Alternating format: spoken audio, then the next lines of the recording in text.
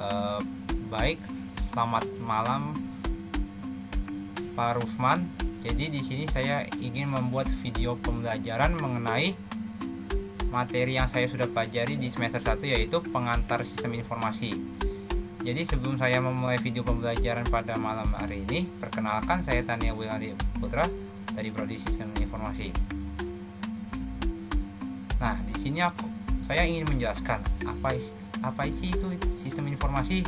Nah, jadi sistem informasi itu yang biasa kita singkat dengan SI merupakan suatu sistem yang mengombinasikan antara aktivitas manusia dan penggunaan teknologi yang berfungsi untuk menyimpan, mengolah, dan menyebarkan informasi yang relevan bagi organisasinya.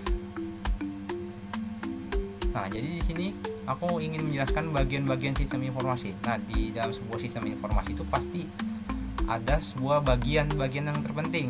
Nah, di sini yang aku akan jelaskan yang pertama itu perangkat keras. Di dalam perangkat keras itu terdapat komponen fisik yang memungkinkan komputer itu beroperasi, termasuk seperti RAM, CPU, dan lain sebagainya. Yang kedua, pasti di dalam bagian sistem informasi itu ada perangkat lunak, di mana di perangkat lunak tersebut program dijalankan oleh perangkat keras seperti sistem operasi, aplikasi, dan software yang lainnya. Nah, yang ketiga ini bagian yang terpenting, yaitu manusia, karena manusia itu dia menjalankan bagian dari sistem informasinya. Nah, di sini manusia ini berfungsi untuk mengoperasikan sistem informasi, termasuk bagian sistem analis, administrator, pengembang perangkat lunak. Yang keempat itu pasti penting di dalam bagian sebuah sistem informasi, yaitu database-nya. Jadi di dalam database ini terdapat kolam data yang menyimpan berbagai informasi relevan bagi organisasi maupun perusahaan. Nah, jadi di dalam sistem informasi ini pasti memiliki tujuan dong, yang pasti. Yang pertama itu mengumpulkan data. Jadi fungsi pertama dari sistem informasi yaitu menjadikan suatu tempat atau wadah untuk mengumpulkan data yang telah dimasukkan dan diinput oleh seorang pengguna dalam suatu intuisi atau organisasi. Yang kedua itu fungsinya untuk menyimpan data. Nah, di dalam tujuan sistem informasi ini, selain mengumpulkan data yang telah diinput, sistem informasi juga dapat memiliki fungsi untuk menyimpan seluruh data mentah di dalam sistem untuk diproses secara sistematis maupun mekanis. Yang ketiga itu menghasilkan luaran informasi.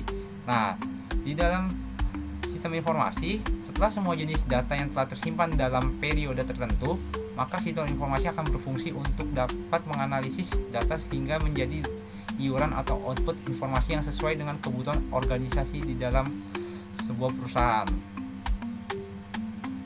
Nah, di dalam sistem informasi juga pasti mempunyai komponen nih. Yang pertama itu hardware, yang kita biasa sebut tuh perangkat keras. Jadi maksud dari hardware ini adalah sebuah alat keras berbentuk fisik, terlihat jelas oleh kedua mata. Perangkat ini kemudian menjadi komponen penting berupa komputer, berbagai kabel pendukung. Yang kedua itu software atau perangkat lunaknya. Jadi di dalam komponen sistem informasi ini, perangkat lunak ini berperan penting dalam pengolahan sebuah data, di mana informasi asing bisa kita terjemahkan dengan menggunakan bahasa komputer atau teknologi. Nah, di dalam perangkat lunak ini terbagi menjadi dua bagian, yaitu software aplikasi dan software sistemnya. Yang ketiga itu basis datanya. Jadi database merupakan pusat sebuah informasi terkumpul dan datanya siap diolah. Basis data yang digunakan sebagai hasil dari pengerjaan sebuah sistem informasi, diperlukan sebuah ruang yang cukup untuk pengerjaan data tertentu. Nah, contoh-contoh penggunaan dalam sistem informasi dalam kehidupan sehari-hari. Pastinya sistem informasi ini kita gunakan dong di dalam kehidupan sehari-hari. Nah, yang pertama ini e-learning. Jadi di era corona itu pastinya menggunakan electronic learning, karena kan tidak boleh berkumpul atau membuat keramaian. Jadi dalam e-learning ini sistem pendidikan dapat pada saat pandemi itu berubah menjadi pembelajaran jarak jauh, memanfaatkan dengan e-learning. Jadi e-learning ini terdapat dua kata, yaitu elektronik dan learning, sehingga dapat diartikan sebagai pembelajaran secara elektronik, online, atau yang biasa kita kenal dengan pembelajaran daring. Yang kedua itu internet banking atau e-banking. Nah, pastinya di dalam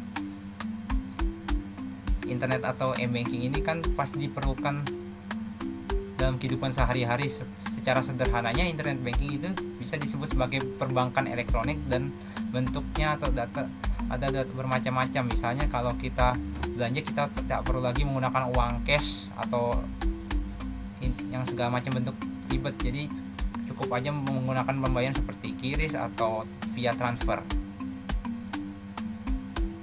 Baik, sekian itu saja video pembelajaran saya mengenai pengantar sistem informasi. Semoga pembelajaran pengantar sistem informasi ini dapat bermanfaat dan berguna bagi rekan-rekan semua. Sekian dari saya, terima kasih.